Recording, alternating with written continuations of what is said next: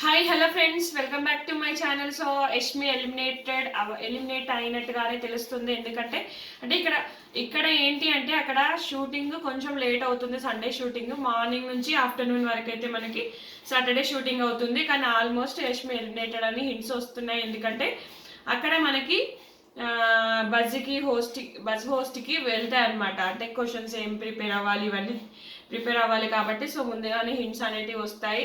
So already నేను short కూడా పెట్టేశాను ఎలిమినేటెడ్ అని. తర్వాత నేను వీడియోస్ చేద్దామంటే నాకు నెట్ లేదు. ఆల్మోస్ట్ చాలా మంది చేసేసారు. యష్మి అయితే ఎలిమినేటెడ్ అండి. సో డబల్ ఎలిమినేషన్ అన్నాక డబల్ ఎలిమినేషన్ అయితే లేదు పక్క.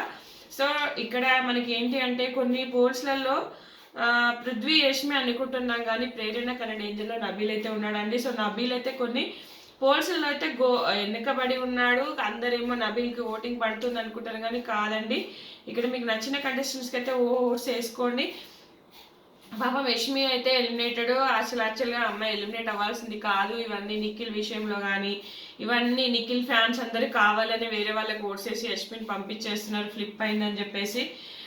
చాలా దారుణం అండి పాపం యష్మి వెళ్ళిపోవడం అయితే. ఆమె యాక్చువల్లీ ఉండాల్సిన కంటెస్టెంట్స్ కాకపోతే ఫ్లిప్ అయిందని అనిపిస్తుంది. కానీ ఆ అమ్మాయి మళ్ళీ ఈ వీక్ అయితే ఇండివిజువల్గా ఆడింది. ఆ అమ్మాయికి అందరూ అన్యాయం చేస్తూనే వచ్చారు, అయినా కూడా ఆడుతూనే ఉంది. ఎంతసేపు మనం యష్మిది తప్పు అనుకోలేమండి, నిఖిల్ సైడ్ కూడా తప్పు ఉంది. కానీ అది మాత్రం ఏంటంటే పెద్ద పెద్ద వాళ్ళు ఏంటంటే నిఖిల్ టోబు తురుము టాస్క్లు ఆడుతుందని చెప్పేసి అతనికి ఎక్కువ ఫ్యాన్ బేస్ ఉంది, సీరియల్స్లో చేశాడు కాబట్టి దానివల్ల సీరియల్ ఫ్యాన్స్ ఎక్కువ కనెక్ట్ అయ్యారు. గట్టి పియాను పెట్టుకొని వచ్చాడు కాబట్టి అతనికి అయితే ఓటింగ్ అయితే పడుతుంది.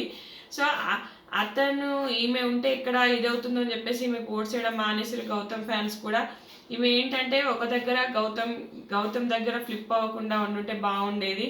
సో ఇటు లవ్ ట్రాక్ అటు అనకుండా చేసేసి మొత్తం చెడగొట్టుకుంది. ఎందుకంటే చాలా వీక్స్ నుంచి అయితే నెగటివ్ ఎపిసోడ్సే పడుతున్నాయి ఆమెకి. దానివల్ల కూడా అమ్మాయి అయితే ఎలిమినేట్ అయిపోయింది.